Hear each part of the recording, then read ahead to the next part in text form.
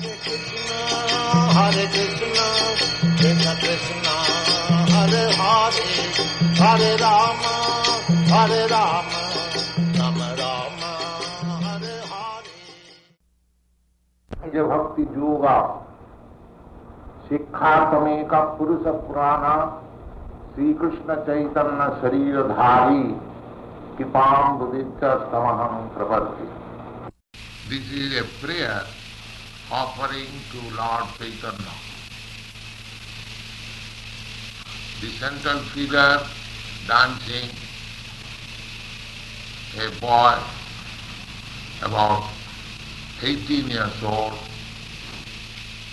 he introduced this movement, Sankirtan movement, being compassionate with the fallen souls of this age. He recommended from the authorized scriptures, not that he manufactured. Nowadays, it has become a fashion to manufacture a certain type or system of religious or yoga principle. Chaitanya Mahaprabhu did not do that. What he introduced, that is recommended in the scriptures, that in this age, for spiritual realization, one may simply chant the holy name of Krishna. Krishna means God. If you have got any other name for God, you can chant that also.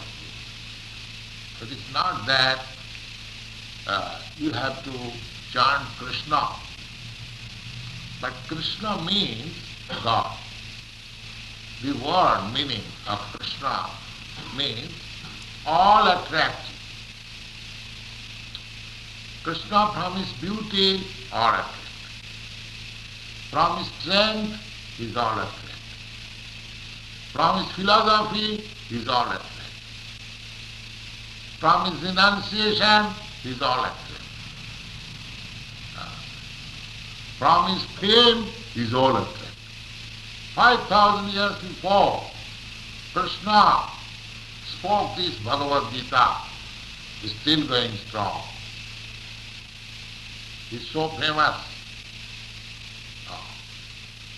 And Krishna claims that Sarva Jonishu Kaunteya. Most of you must have read Bhagavad Gita.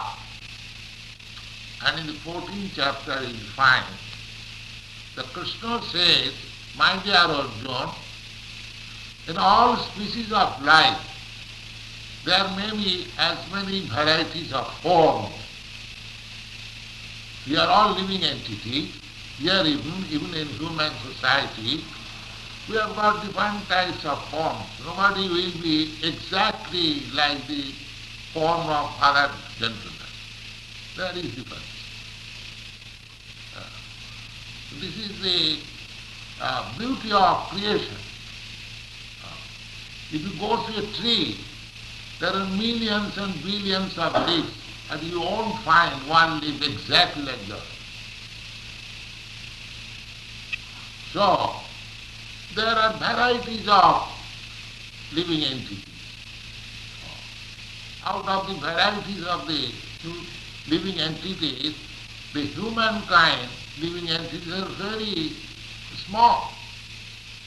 From Shastra, from scripture you understand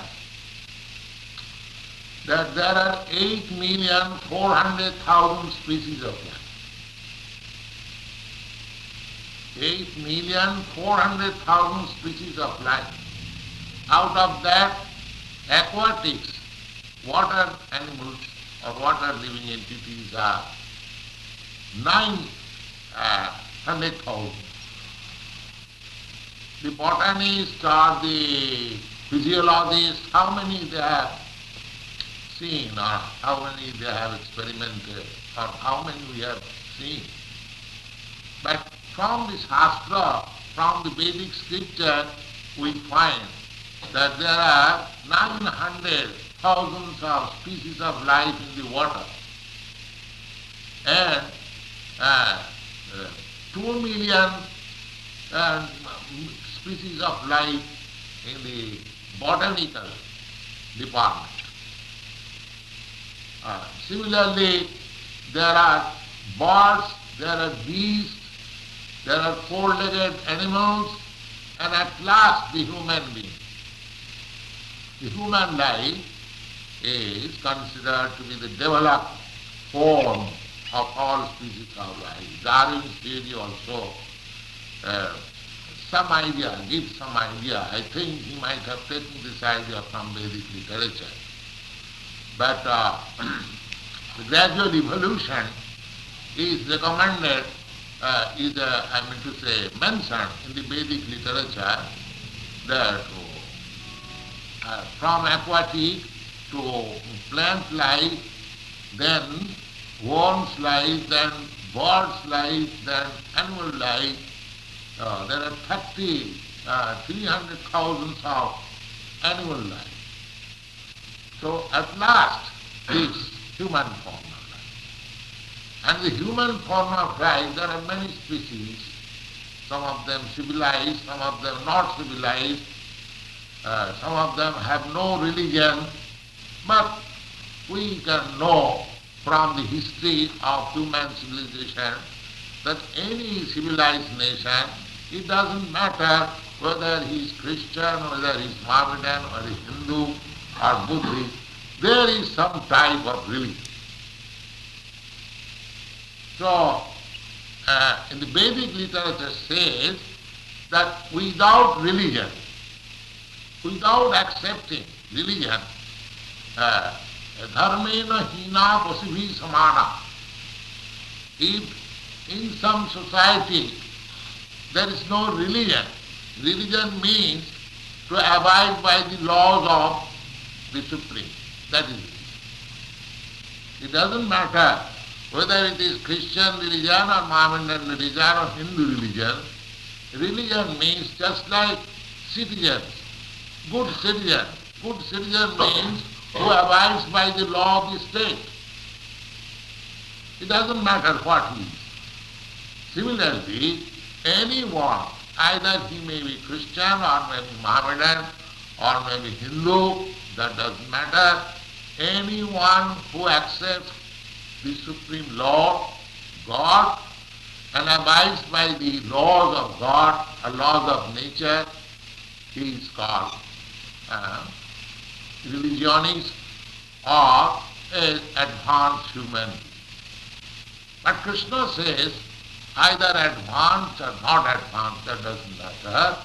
It is a kind of grace only, but I am the Father. Aham bija pita.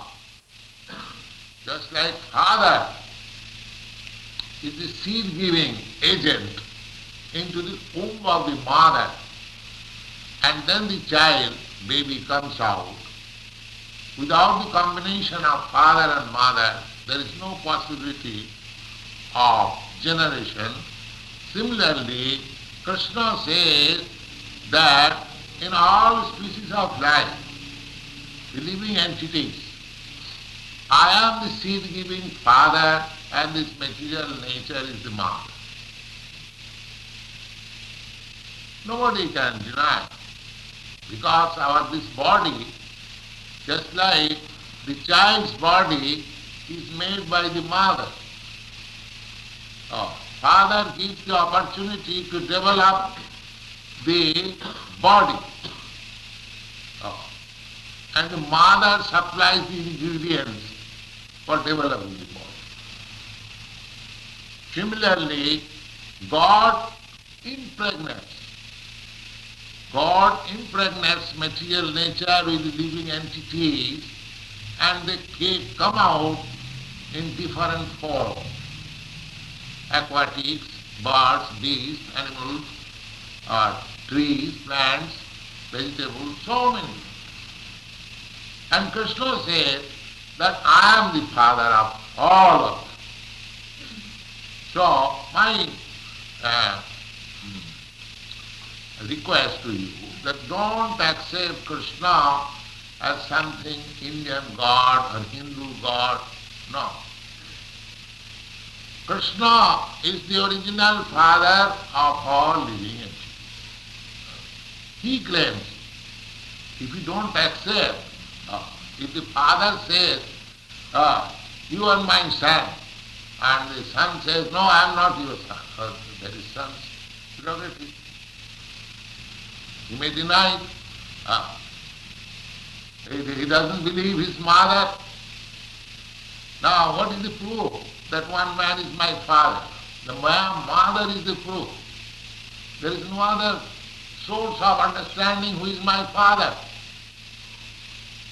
If a boy wants to understand who is my father, the only authority is the mother. Mother, it says, my dear boy, my dear child, here is your father. You have to accept. If you say, I don't accept, I must have proof that he is my father. How it is possible?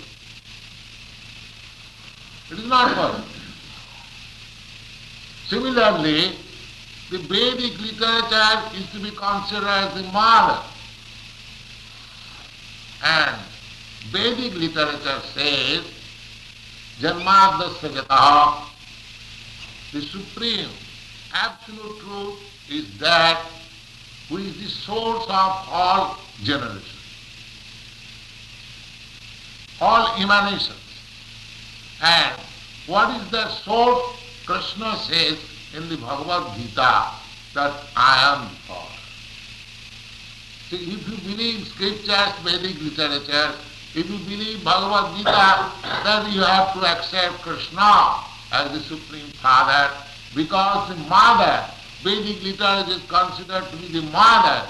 She gives evidence that Krishna is the Father. Just like mother gives evidence who is your father, similarly the Vedic literature is considered to be mother. And the Vedic literature says that Krishna is the Father. And in your Christian literature and Bible, Jesus Christ is accepted as the Son of God. He presented himself as Son of God. And here Krishna says that I am the Father. So there is no contradiction. The Son of God also says about God, and the Father also says about the God himself. The Son of God says that you surrender unto God, and God says you surrender unto me. Then where is there is contradiction? There is no contradiction. So, Śrī Caitanya Mahaprabhu's movement is to understand the past. It is nothing new. It is old. But in a new process, convenient for the people of this age. Chaitanya Mahaprabhu, we have forgotten our past. We have forgotten God. The modern civilization, wherever you go, they say, that we are secular state. Secular state. Secular state means without knowing who is the father of the mankind. That is secular state. But the Sarvabhauma Bhattacharya, a great logician during the time of Lord Chaitanya, he was also godless, and generally the so-called learned philosophers, scientists, or so-called educated, they deny the existence of God.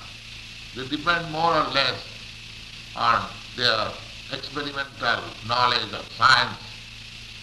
But actually, the fact is that there is God. There is God. In every religion they accept there is God. And actually the fact is there is God. In the Vedic literature it is accepted, Janmadasya Jata, and in the Bhagavad Gita it is clearly said by Krishna that I am the Father. Not only one place, in many other places. I am especially referring to the Bhagavad Gita because most of you are acquainted with the study of Bhagavad Gita. Similarly, in the 10th chapter you will find Aham Sarvasya Prabhava. I am the origin of everything. Aham Sarvasya Prabhava Matta Sarvam Pravartate. Whatever you see, that is from me. Iti aham sarvasya prabhava matta sarvam pravartate iti matya bhajanti mana buddha bhava samannita. One who understands this perfectly, one has to understand. It is not that you blindly follow something. One has to understand. So, Krishna says, one who has understood that I am the origin of everything. Buddha. Buddha means one who is learning. And bhava samannita.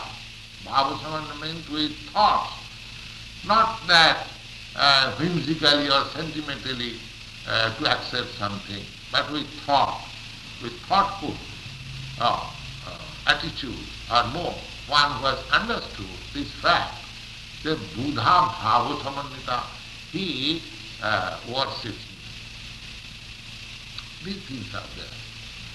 So, Sarvabhauma Bhattacharya, he was a great logician, he was unfaithful, he was moralist, but he had no faith in God, or impersonal. There are many persons who have faith in something superior or absolute, but they do not believe in the personal nature of God. But here, from the Bhagavad Gita, we can clearly understand, from Bhagavad we can clearly understand, from Vedanta philosophy we clearly understand that God is person, a person like you and me.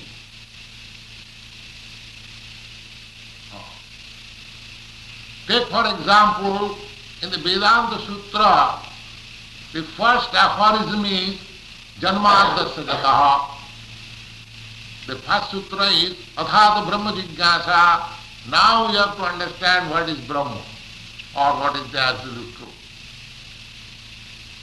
The next aphorism is immediately that the absolute truth is that from whom everything emanates. The original source of all emanation. Janmadasya Jataha. Janma means birth. Adi means etc. The Janma, where there is birth, there is death, and there is existence. Whenever there is birth, you must know there is death also. There is not a single instance you have got experience where birth is possible and death is not possible. This material world is going on in that way. Birth, then existence, then development, then byproduct, then dwindling, then vanishing. 6 changes. Everything. Either take this body or a fruit or a flower, anything material you take, these 6 changes are there. First of all, birth, then growth, then existence, then byproduct, then dwindling, and then vanishing.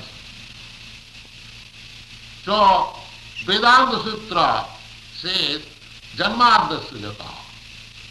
The original source of birth, the source of maintenance, the source of growth, the source of development, and the source of dwindling, and after all vanishing, or the conservation of the vanishing element, everything is the Supreme Brahma.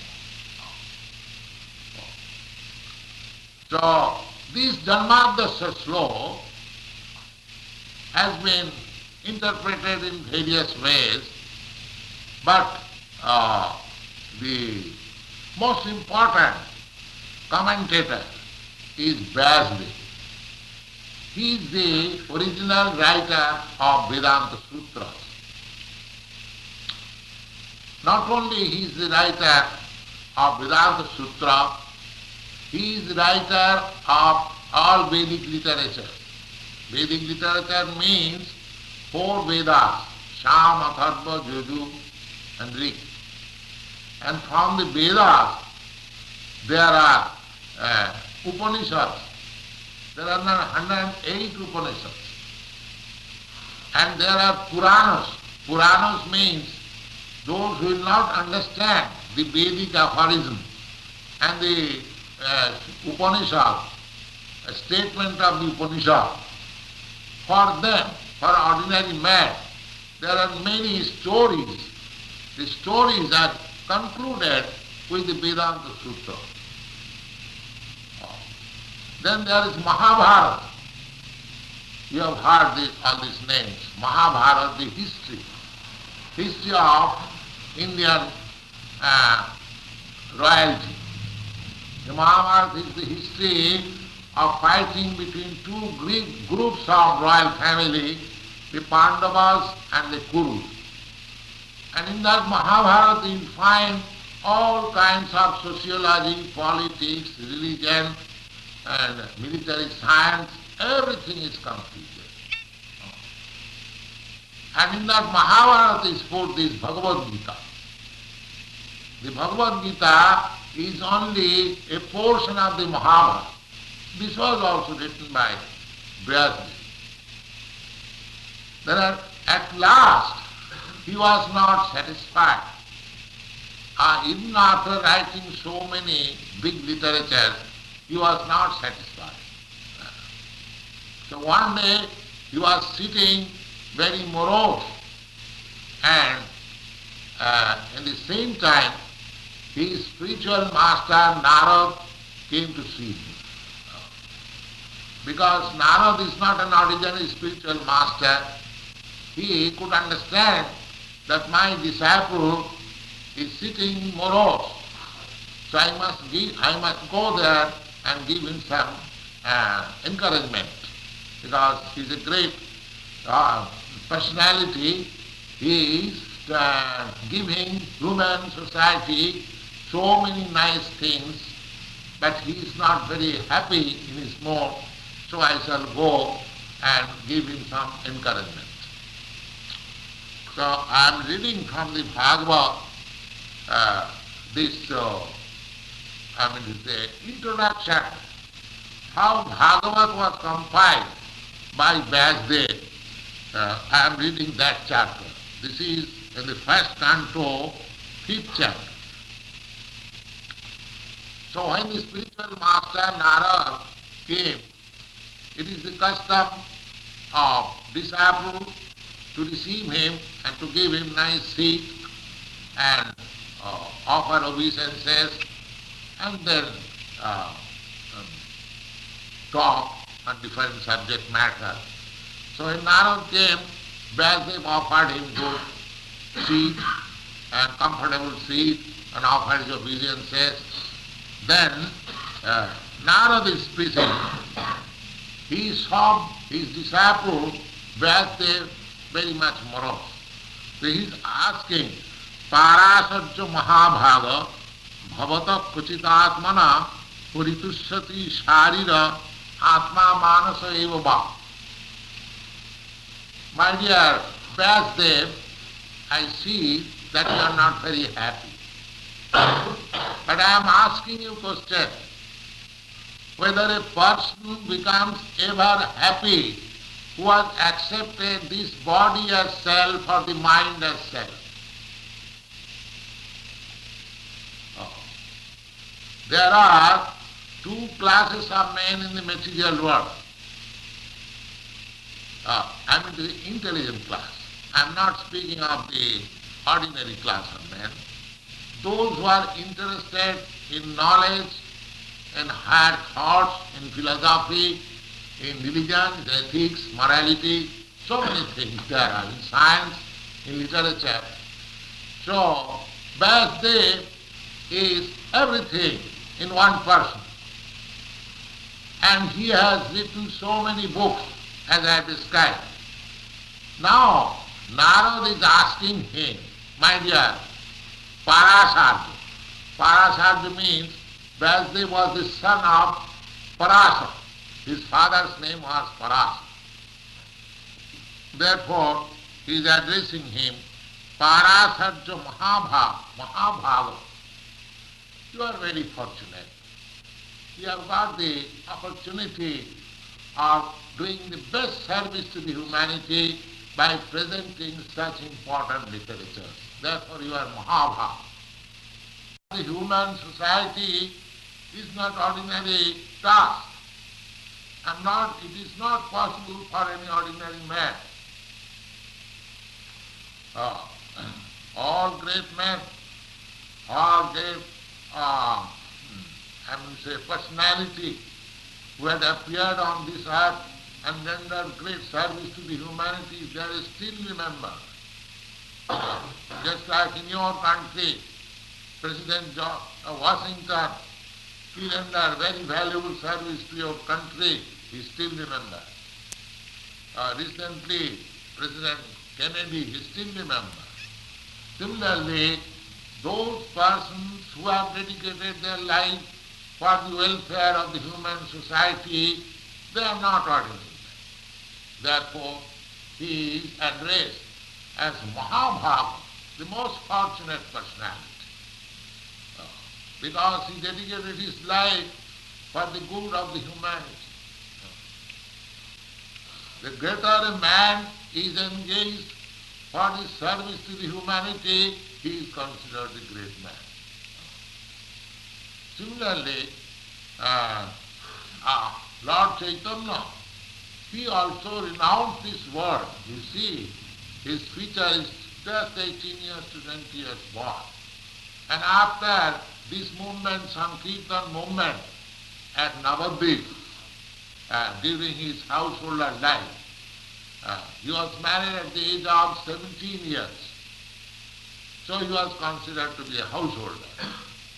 And his first wife died at the age of 20 years. Then his mother requested to marry again. So he married again at the age of 20 years. But he took sannyas at the age of 24 years. He renounced the order the household life in 24, when he was only 24 years old.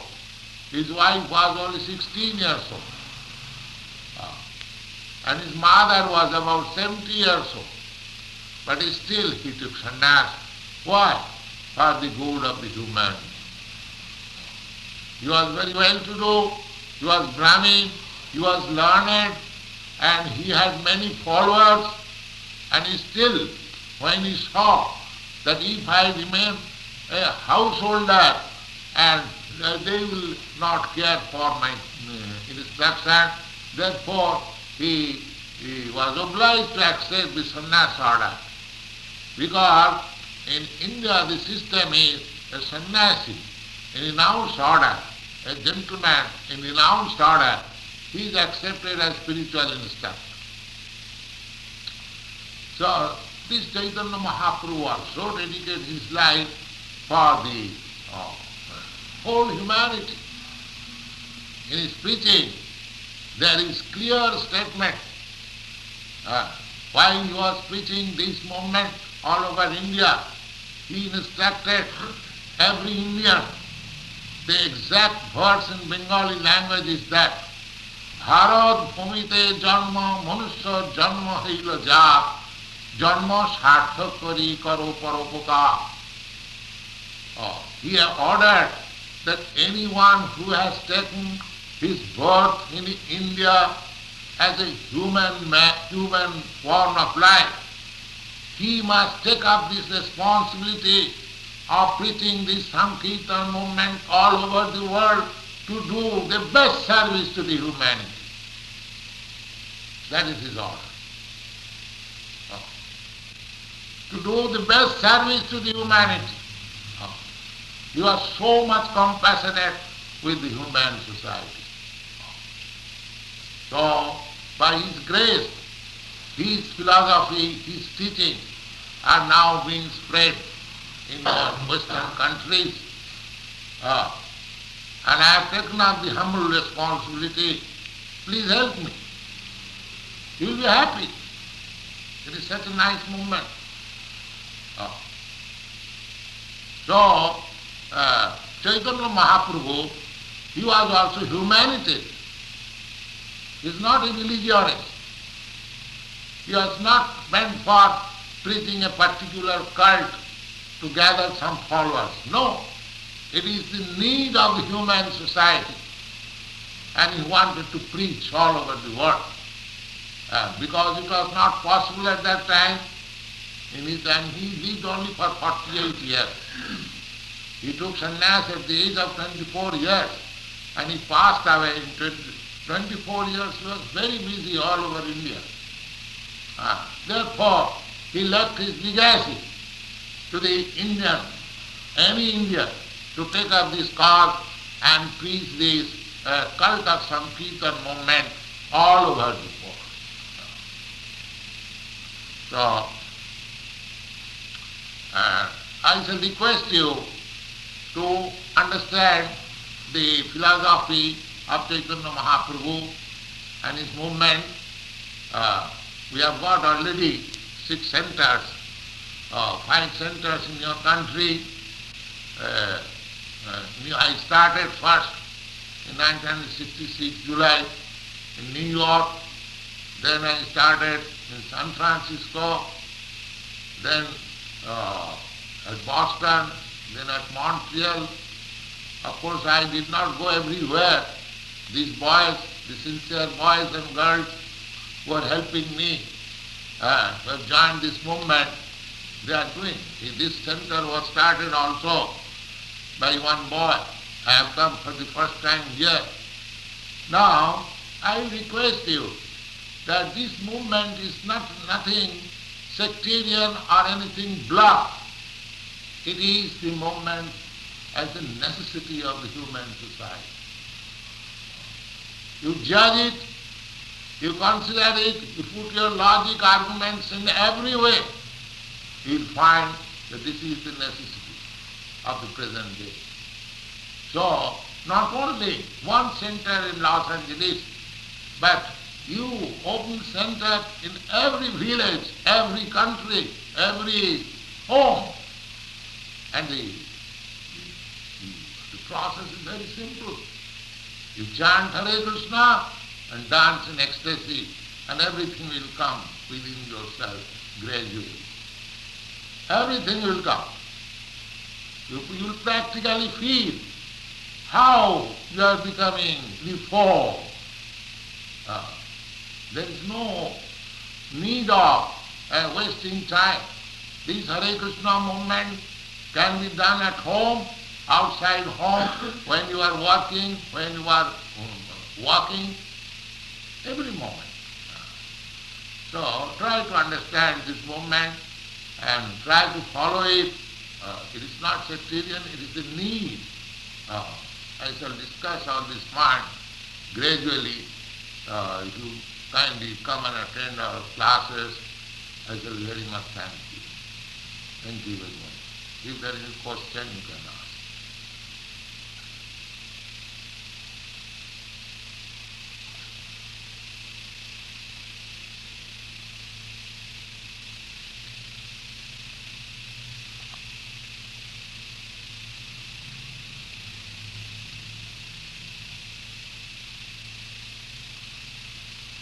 Any question?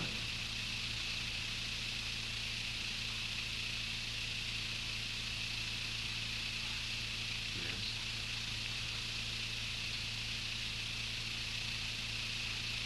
What should we do? Beg your pardon?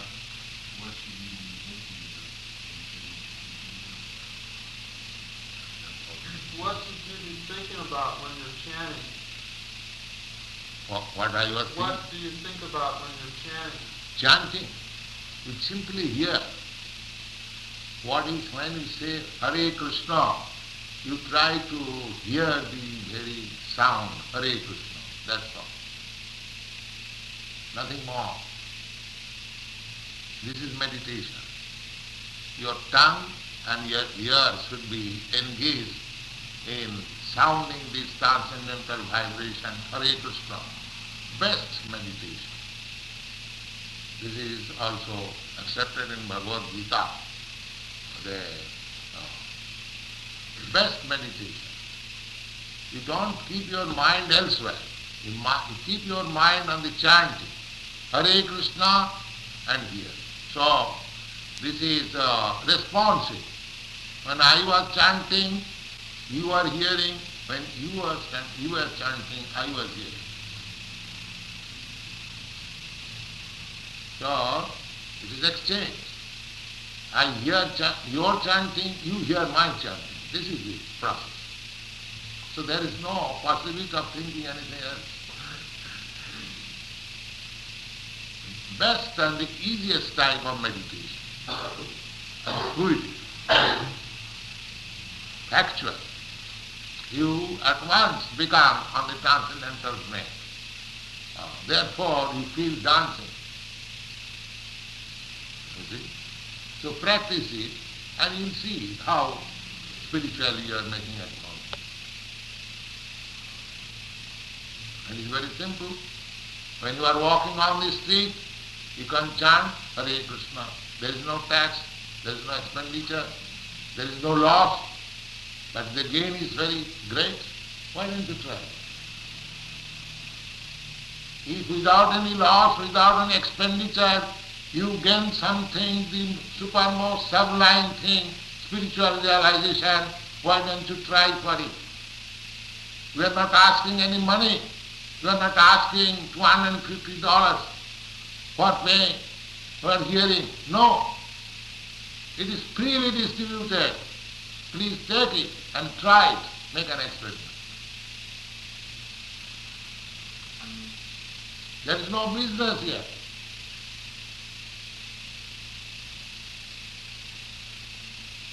You simply chant Hare Krishna and try to hear the sound. That's all. Nothing.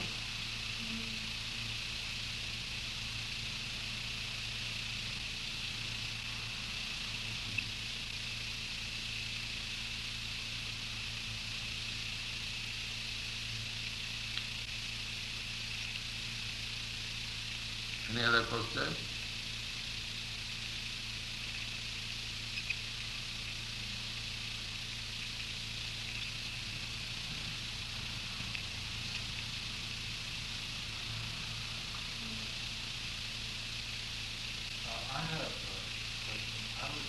Why Krishna is always portrayed as being blue.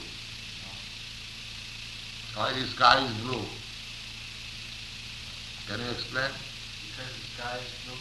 Yes, why the sky is blue? First of all, try to explain this. This is we are seeing every day. Can you explain? Don't? You know? The sky is blue.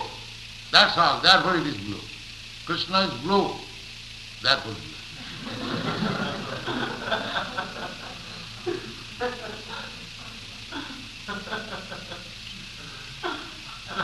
But his consort is not blue. Sky is the reflection of Krishna's bodily effulgence.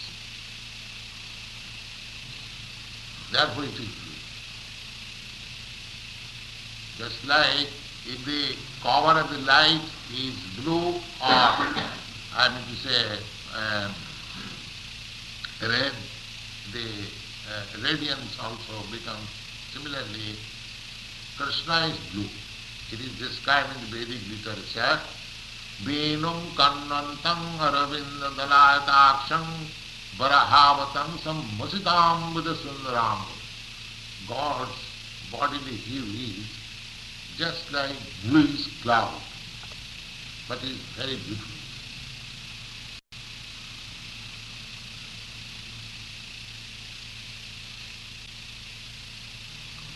These are not imagination, they are taken from Vedic literature. So his bodily luster is like that, therefore he is blue. It is not that we have painted blue by imagination, no. It is authoritative. Venum Karmantam, he is always engaged. He is God, therefore he is always enjoying, playing flute. Oh, he hasn't got to do anything. And there is stated in the Vedic literature, Parasa Sakti Vividhaiva Sriyati, Natasya Karjam Karananja Vidyate. God has nothing to do. What? And then what kind of God is he? He has to work. This is Vedic literature. Parasa Shakti. He has got immense energies there doing everything. Just like a big man, a rich man, he is sitting silently in his room. But his assistants, his secretaries, his managers, they are doing everything.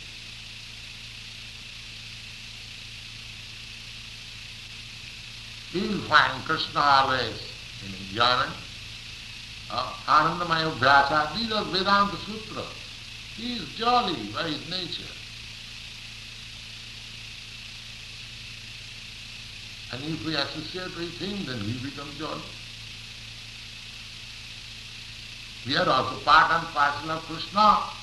Now we are materially encumbered, therefore we have to transfer again from this material encumbrances to spiritual life. That is Krishna consciousness.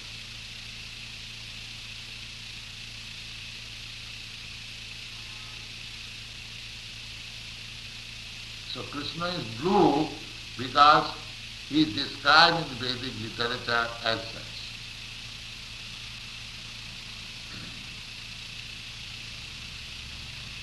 We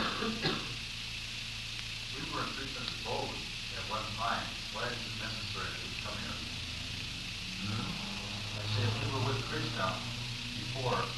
Why is it that we're here now? Why you are here now? Yeah.